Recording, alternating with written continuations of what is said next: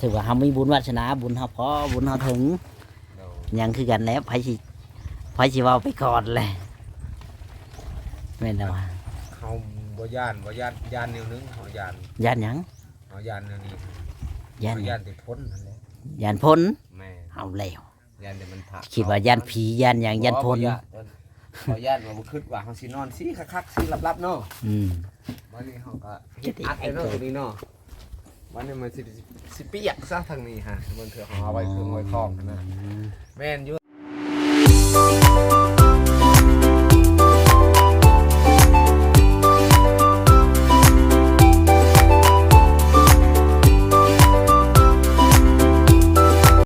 เท่านั้นเย็น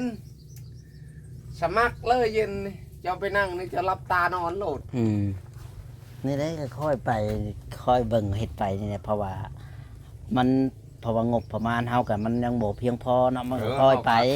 เฮาก็บ่แม่นว่าสิบังคับบ่แม่นเขาเว้าพื้นเว้าพื้นอะไรนั่นแหละแต่ว่าสิให้มันเรียบร้อยทุกอย่างในห้วยคือเฮามีงบประมาณแล้วในห้วยมันก็ล้างตีนขึ้นอยู่แล้วมันก็ค่อยไปแล้วยามใดก็แล้วแหละค่อยไปอะไรกันเผื่อมีผู้ใหญ่ใจดีใจบุญเพิ่มเติมเข้ามาอีกก็มีเพิ่มเกินมาส่วนคือว่าอัดหมดบ่อัดมืดแล้วอันตรายแต่อัดนะเพราะว่าเรือนเขามันคือกันนั่นแหละกับแบบเรือนเจ้าแต่ว่าแบบนี้คือกันแบบแต่ว่ามันเขาอัดนี่มันที่เขาจงมันปองเอี่ยมหันร้ายบอกป่องเยี่ยมจักป่องขอยกับผู้ขอยยังบ่ได้ไปเบิ่งได้ขอยกับบ่แน่ใจคือกันก็เบิ่งไปนี่ก็เพื่อว่าพี่ผู้ใหญ่ทั้งเถื่อเพิ่นอันนั้นคิดเพิ่นซอยจะมากะก็ห้องนั้นออกให้เครื่องอีกก็มีมันก็สิกว้างขวางเพราะว่าดินเฮาก็ยังกว้างเด้แม่นแล้วว่ะเฮาก็บ่แน่บ่นอนเฮือนไผสิมองเห็นอนาคตถือว่าเฮามีบุญวาสนาบุญเฮาพอบุญเฮาถึงยังคือกันแล้วไผสิเว้าไปก่อนเลยแม่นแล้วว่าเขาบ่ย่านแนวนึงเขาย่านหยังย่านแนวนี้ย่านที่พ้นนั่นแหละย่านพ้นแม่เอาแล้วย่านที่มันผักคิดว่าย่านผีย่านหยังย่านพ้นเขาย่านว่าบ่คิดว่าเฮาสินอนสิคักๆสิลับๆเนาะวันนี้เฮาก็เฮ็ดอัดเนาะตัวนี้เนาะวันนี้มันสิเปียกซะทางนี้ฮะมันคือเฮาเอาไว้เครื่องไว้คล้องนะแม่นอยู่แล้วว่าเอาพยายามผัดอัดไว้ผัดเฮาบ่อยากอัดเบิ่งไปนี่แหละเดี๋ยวก็ว่าเฮาก็บอกเผาไปก่อนมันก็บ่แน่กันเฮือนเฮายังบ่แล้วเด้ก็ต้องคอยเบิ่งไปนี่เขาก็เติบมันอีกเว้าราคากันอีกกับชานเขาว่าสำได้เฮาก็ยังบ่ได้มีเงินเนาะเราบ่ได้มีเงินบ่มีคำเฮาก็เบิ่งไปนี่แหละขอบเพิ่นครัวก็เว้ากันแล้วมื้อเทื่อเฮาก็พุ่นแหละเบิ่งก็สิหาไม้เช่าให้3ต้นพุ่นแหละคอยเบิ่งไปเดี๋ยวมันก็บ่แน่บ่นอนเฮือนคนเฮาก็ได้แต่นี่ถือว่าโอ้มีผู้ใหญ่เห็นอยากซอยเราอีกอยากพอได้เฮ็ดตั้งเฮือนครัวบ่อย่างชั้นอย่างสี่ก็มีอันนั้นก็บ่ได้หลายคนผลอีต้นสงสารคือครอบครัวเจ้านี่แหละเพิ่นก็คือลูกเจ้านี่เพิ่นก็ยังสงสารเพิ่นก็ยังคอมเมนต์ว่าสงสารเด้ลูกนางลอยเลี้ยงง่ายสบายลูกเจ้าเลี้ยงง่ายได้แต่ละคนแม่นแล้วว่ะแบบว่าอยู่กินก็แม่ให้กินก็ยังได้กินคือว่าแล้วบ่ให้บ่ห้องอยู่แบบลิ้นไปตามประชาเด็กน้อยโอ้เป็นคนอื่นนี่แป๊บเดียวนี่ช้ำสิวเจ้าเคยเห็นแล้วว่ะคือแบบนี้เนี่ยคือว่าเพิ่นคอมเมนต์ว่าโอ้น้องบุญเพ็งน้องบุญมีแบบว่าเลี้ยงง่ายโอ้ยเป็นตาหักตาแพงก็ว่าไปหลายคนเนาะ FC เพิ่นก็คอมเมนต์มาให้กำลังใจว่าสอนน้องหน่อยเด้ออย่างฉันบอกน้องหน่อยเด้ออย่างฉันอย่างซี่ก็ยังเฮาก็ค่อยไปนี่แหละเกิดใจเย็นๆเลยอยู่ได้สร้างค่อยเฮ็ดไปเฮาได้ชำไรก็เอาชำนั้นก่อนเฮาก็บ่ว่าดอกตัวนั้นเอาเท่าเล็กเท่าน้อยเอาไว้เอาสนใจเรื่องพ้นนี่บ่นี่แหละเอาคือคันสมมุติว่าพาลมพาห้องยามนั้นเนาะ แม่นอยู่ดอกยามเดือน4เดือน5เฮ็ดหยังก็ได้แม่นอยู่ดอกเฮาเว้าเพื่ออนาคตเฮาเบิ่งเทื่อยามเดือน5เดือน6ยามเฮาเฮ็ดไร่เฮ็ดนาปัดเอาขึ้นไปเบิ่งเฮือนนี่เด้อมันพระเจ้าสิไปเฮ็ดเวียกนี่พี่สิแล่นหาเฮือนนี่ แม่นแม่น บัดนี้กันแป้นบ่พอนี่ก็สิได้มุงสังกะสีบ่บัดนี้ บ่ คิดว่าหรือว่าป้าไว้ก่อน ตายไว้ก่อนทาแปรงก่อนมันยากเฮ็ดทำมันแล้วตัวนี้ก่อน อืม แล้วตัวนี้แล้วนี่สองด้านนี่แล้วสองด้านแล้วก็จังไปเฮ็ดตัวนี้เฮ็ดผนักบอลอยู่แบบนี้ อืม แล้วก็ ค เฮ็ด อย ผนักบอลอยู่ คอยมุง แม่นคอยมุงสังกะสีนี่บ่ยากดอกมุงแล้วตัวนี้แหละเฮามุงสังกะสีหั่นบ่ยาก อืมนั่นแหละเบิ่งไปให้เกินเลยอันได้แผ่นเฮาก็ยังบ่พอได้บาดนี่ก็ยังสิหลายแผ่นอยู่ได้นี่ ว้าย เพราะว่า ระดับ50พุ่นนะ อืมแผ่นก็แบบมันก็พอดีแบบนี้แหละครึ่งๆกลางๆตัวนี้ก็สิได้จักแผ่นเนี่ยตัวนี้ คิดว่า ต้องซาวปลายพุ่นนะ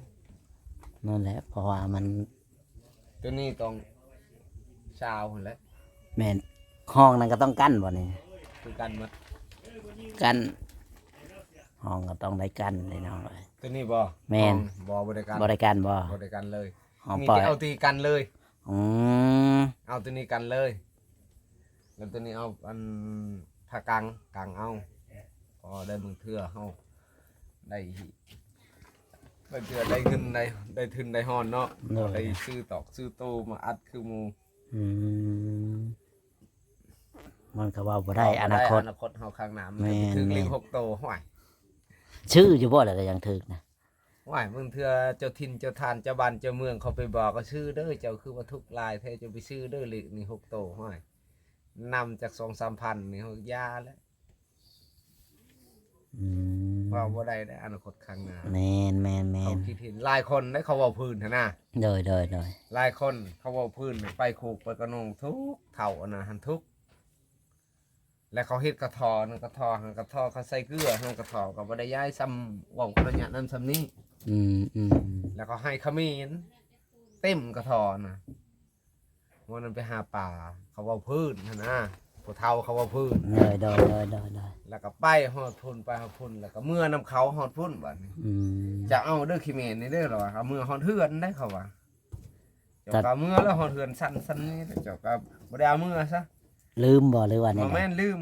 สิเฮ็ดอีสังเขมรอยู่เฮือนเฮาก็มีเพิ่นว่า อืมแต่จริงมันเป็นแบบเงินเป็นทองเนาะ แม่นบัดนี้มือฮอดเฮือนแล้วก็เก็บเอาอันหนึง อืม ใช้ในท้องนี่แล้วก็เน็บใส่ในอันอิหยังเขาว่าในบอนอันหลังคาเฮือน อ๋อ นะ มันจะแบบยาแบบ มา นั่น ใน นะมา ในหญ้าเน็บไว้ท่านไปบอกหมู่เฮ้ยว่านั่นคอยอันเอาขี้เมนเขาให้คอยขี้เมนหลายมาหลายไม่ใช่นะนี่คอยเก็บเอาซะนี่ลูกไปเบิ่งไปทอดเบิ่งป้าเรื่องหึง ทองคำเด้ ทองคำไปเอากันน่ะบ่เฮ็ดเขาว่าแล้วบุญเจ้าสำนัก อ้าวเจ้าบ่เอามึงเองเนาะ เนาะก็แม่นอันนั้นแหละ แม่น มันหลายคนแล้วเขาเอาพื้นอันนั้นคอยว่าโดนก็คือให้ทึกพันพิน อืมภาวนาอยู่บ่ ให้เขาไปบอกเลขบอกเบอร์เจ้าถิ่นเจ้าทานเจ้าบ้านเจ้าเมืองเท่านี้บอกเลข6โตก็ดี3โตก็ได้ อืมคันว่าเฮามีบุญวาสนาเนาะ เนาะ ว้าวมันต้องมีบุญวาสนาได้เห็นว่าอย่างไร คือเจ้านั่นแหละขี่รถไปตามทางไปลงไปถอกไปถ่ายเห็นซะคนเฒ่าอันนั้นเจ้าไปยังเนาะครับ อืม ไปหาถ่ายขอบถ่ายคลิปโอ้คือถูกแท้เนาะเจ้านี่เนาะนี่จะเอาอันนี้น้ำคอยนี่ แม่นน่ะแล้ว นี่ได้ แม่นเฮาก็เว้าบ่ได้อันนี้ อนาคตข้างหน้าว่าบ่ได้ อืม บ่มีไผมมองเห็น แม่นบ่มีไผมองเห็นคือว่าอะไรไอ้เกิงสู้ต่อไปเฮาก็เอาใจช่วยคือกันเฮาก็มาแบบนี้ก็มาอัปเดตให้ FC เพิ่นเบิ่งให้แบบว่า มดในขีดบานกลางในเรื่องของชาวพื้นตะกี้ อืม มันมีศักดิ์สิทธิ์ในขีดบานกลาง บ่ มี ได้ ศักดิ์สิทธิ์ อยู่ไสอ่ะ อยู่บ้านเก่ามันมีศักดิ์สิทธิ์ อ๋อ บ่อนหอใหญ่มันมีตะกี้ คันเฮาไปหาอยู่หากินไปยืมเสียมเขาก็ได้ตะกี้ อ๋อสมัยตะกี้ สมัยตะกี้ยังพอเฮาเว้าเพิ่นตะกี้ อ๋อ หยุดกันไปขุดอยู่ขุดกินนะเพราะว่าน่าใช่เขายืมได้เสียมเขาเรื่อยๆน่ะก็เห็นเขาสับไว้เสียมอยู่นี่ อืม แล้วก็เอาแล้วไปคืนเขา เฮาเฮ็ดแล้วเฮาหยังแล้วก็ไปคืน มาคืนเขานี่อยู่นี่ อืม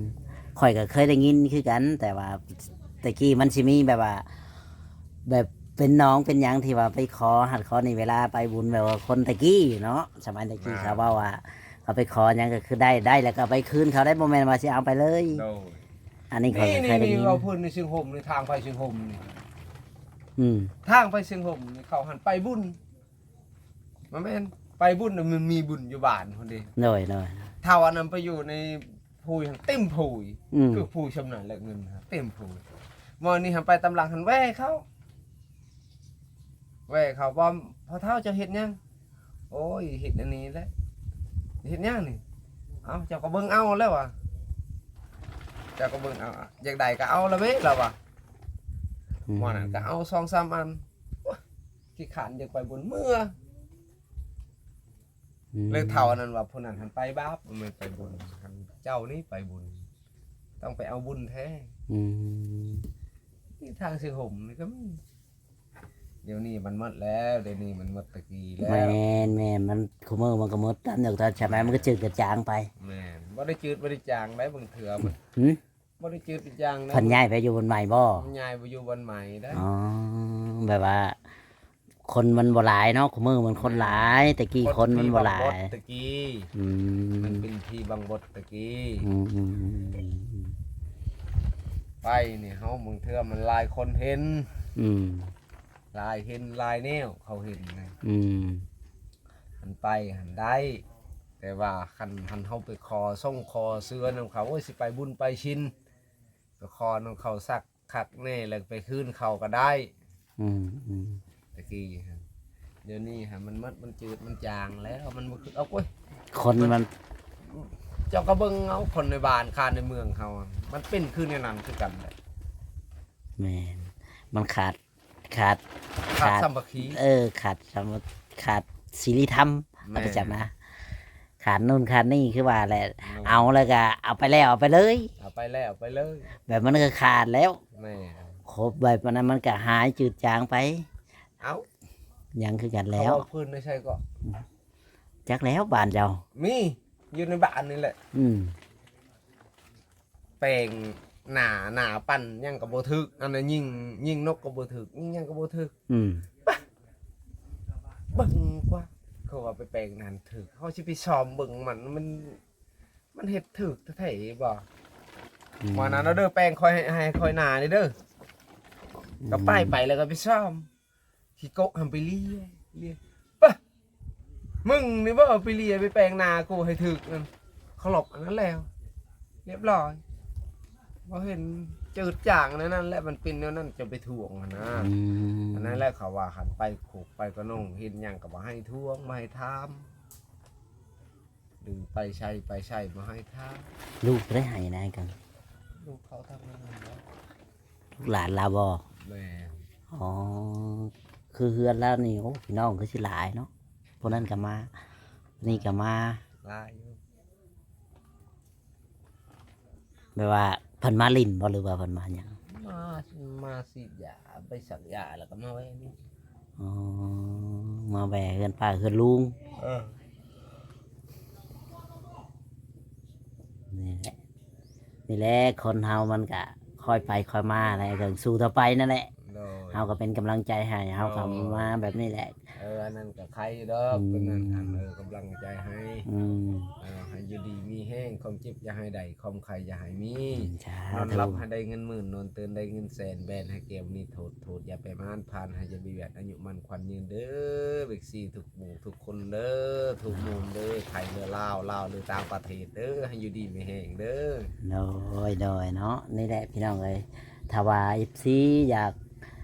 ซอยเรื่องเฮือนในเกิงนี่ก็ซอยได้พี่น้องเอ้ยค่าสร้างก็ยังบ่มีไม้ที่ว่าเฮาสิแอมเนี่ยมันก็ยังบ่พอก็ยังหลายสิ่งหลายอย่างเลยพี่น้องเนาะ ทางเฮือนบ้านไอ้เกิงหรือว่าบ้านน้องลอยนี่ก็ยังหลายอย่างอยู่เพราะว่างบประมาณเฮากับมันบ่มีอะนะพี่น้องเพราะว่าเฮาก็แบบรอจากผู้ใหญ่อย่างเดียวว่าผู้เพิ่นใจบุญใจกุศลอะไรเพิ่นก็อยากซอยอย่างใดก็ซอยมาได้ เพราะว่าทางเขื่อนชานนี่ก็ยังบ่แล้วอะไรพี่น้องเอ้ยเพราะว่าก็อยากให้มันแล้วแต่ว่าเฮาก็บ่มีงบประมาณพี่น้องก็ต้องเบิ่งพ่อแม่พี่น้องหรือว่า FC ท่านใดพอมีงบแล้วก็มีใจ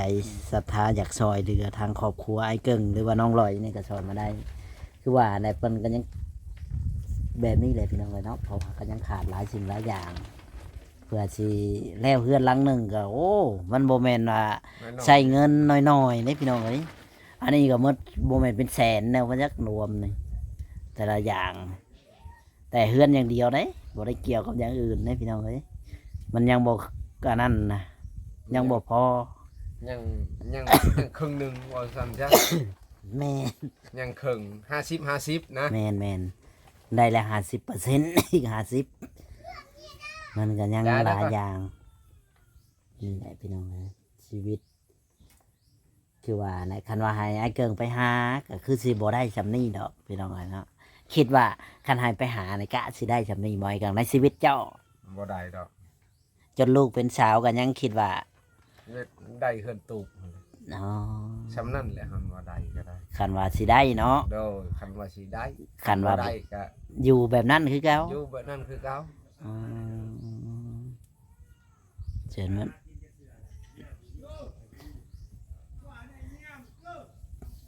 จนว่ามันหัวมันอันนั้นพอแล้วเนาะ โดย ยันสิได้จนว่าลูกใหญ่คันว่าเฮาคิดบ่ออกชอบบ่เขาเฮาบ่จักบนไปหา โดย เฮาก็พอได้ซำนี้เนาะอายุก็หลายคือว่าแหละแม่นอยู่ความคิดในเกิงก็ดีแบบหนึงแต่ว่ามันก็เสียแบบหนึงบ่จักบนไปหาแม่นแล้วว่ะ โดย ก็ไปหาได้ก็พอได้ใส่ปากวันสิได้ดวงได้หลายก็ มันบ่พอได้ มันบ่พอได้พี่น้องเอ้ยบ่แม่นว่าเราบ่เฮ็ดบางสิ่งบางอย่างเราก็เฮ็ดบางสิ่งบางอย่างเราก็บ่ได้เฮ็ดคือว่าเนี่ยเราก็เป็นคนแบบนี้พี่น้องเอ้ยเป็นคนที่ว่าแบบจักแบบใดนะเฮาก็ว่าบ่ถือพี่น้องเพราะว่าครอบครัวเพิ่นก็อยู่แบบนี้กินแบบนี้มันก็ กินไปนี่แห อื ละ ม อยู่ไปแต่วันๆนี่แหละ แม่น มันบ่ได้เฮ็ดไม่ได้ มันก็อยู่ที่แบบว่า อยากก็เฮ็ดคือหมู่อยู่ก็มันหักบ่พอได้เนาะไอ้เจังเนาะบ่แม่นว่า เครื่องตีนกับมันบ่มี บ่แม่นว่าสิบ่เฮ็ดเลยหยังคือกันเฮ็ดเวียกเฮ็ดงานก็ไปเฮ็ดอยู่แต่ว่ามันก็พอแต่ได้กินนะพี่น้องได้กินเสร็จปากเล็กๆน้อยๆว่าสิได้ดวงได้หลายก็บ่มี โดย บ่พอได้หลายนะว่าสิได้เป็นกองเป็นก้อน หันว่าพื้นรถพื้นรางกับบ่มี อืม หันว่าพื้นหยังกับบ่มีนะ หมอชีวิตไอ้เกิงนั่นแปลว่าทุกอย่างในเราบ่ได้มีหยังเป็นของตัวเองสักอย่างตั้งแต่ใหญ่เกิดมาก็บ่มีหยังเป็นของตัวเองอะนะพี่น้องมีแต่แบบชีวิต ตัวเองเนี่ยแหละเสื้อผ้าหน้าแพรกอะมีบ่เป็นของตัวเองที่ซื้อมาเป็นของตัวเองนะ มีอยู่กับบ่หลาย อ๋อ พื้นหนึงสองพื้นหมดเท่านั้น อืม พอได้ตุ้ม อืม ผ้าห่มก็ได้ก็ซำนั้นแหละซำเจ้าเห็นนั่นแหละคันนั้นสมมุติว่ามันย่างนอกย่างหน้าก็ดึงกันนอนกับลูกกับเมีย อ๋อเจ้าดึงคอยดึงเจ้า แม่น ดึงไปดึงมานี่แหละพี่น้องเลยเนาะ พอสิได้ล่วงได้ลายกับมันบ่พอได้ มันบ่มีซื้อนั่นวิทย์หั่นซื้อนี่วิทย์นี้ เห็ดอยู่มันก็พอแต่ได้ซื้อเห็ดมาได้เงินมาก็ซื้อปุ๊บปั๊บโลดเนาะ โดย มันบ่พอสิว่าได้เก็บพี่น้องเอ้ยได้มาก็ซื้อปุ๊บมันก็หมดปั๊บโลดคือว่าอะไรมันก็สิมันก็บ่ได้ว่าได้เป็นก้อนมันก็ได้เล็กๆน้อยๆแหละ คันเว้าเรื่องพื้นเขาเฮ็ดให้เฮ็ดหน้าปัดตัวเองผัดบ่มีหยัง อืม เอาแต่มักจกแต่ละปีเนี่ยมันขุดจกเอามันไม่เป็นเขาให้ขุดอันนั้นเขาให้ปานคัน อืม เส้นบ่ค่อยปานคันอยู่พุ่นหันอยู่หน้าพุ่นก็ห้ากระได2-3เส้น อืม อันว่าสิขุดกับมันบ่พอขุดเลยทีมงานเขามาแล้วก็เลยหยุด อืม บ่ได้เฮ็ด นี่แหละคือแบบนี้นะเจ้ารุดมันแปลนนี่ก็ไว้ปลูกผักปลูกหญ้าปลูกหยังก็ได้ปลูกมันปลูกหยังก็ได้แล้ว แต่เจ้าเอาเฮ็ดหัวไว้ก่อนคันว่ามีเวลาหั่นนะเฮาก็อยากให้เจ้าเฮ็ดปานนั้น ว่ามัน คิดในใจหันคิดในใจหันฮอดยามเดือนหาผ่าหกอันเนี้ยมันบ่ทันแล้วคิดในใจฮอดเดือนหาผ่าหกฝนตกใหม่ว่าสิเฮ็ดให้เฮ็ดนา เฮาก็บ่ได้ว่าดอกว่าสิอันนั้นปลูกไว้ว่า พอได้แลกให้ลูกซื้อขนมข้าวต้มกิน เราแต่เฮาดุดตัวหนาแผนการเฮาให้ดุดมันว่า20เซนพอแล้วซั่นนี่ยานเฮาเมื่อยเฮาบ่มีให้รถบ่มีล่าง มีบ่คนเว่าเจ้าก็ได้ มีบ่ได้เดี๋ยวว่า คนในบ้านนี่บ่หรือว่าค คน น บ้าน ในบ้านนี่แหละ แบบว่าเขาเห็นเฮาบ่มีนะเขาเว่าใส่เฮา เขาเว้าใส่เฮา แต่ว่าเฮาก็บ่เถียงเนาะ เฮาก็บ่เถียงเฮาก็อยู่ซื่อคือ ชมเฮาบ่มี เนาะ เนาะ เฮาบ่มีเฮาบ่มีเด้ แม่นหมู่เว้าก็ถือความหมู่เพราะว่าเฮาบ่ได้มี แม่ คือหมู่เฮาบ่แม่นว่าเฮาบ่อยากเฮ็ดเฮาก็อยากเฮ็ดแต่ว่า เฮาก็อยากเฮ็ดแต่ว่าเฮาบ่มี อื เด้ ม เฮาก็ขุดอยู่ขุดกันน้องลอยไปงอมสิเฮ็ดอีหยังเด้อ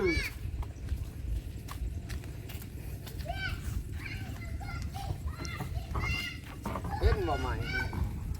เพราะว่าเฮาบ่ได้ปิด และพี่น้องเนาะโอเคพี่น้องเอ้ยคลิปนี้ก็บ่มีหยังหลายพี่น้องเนาะ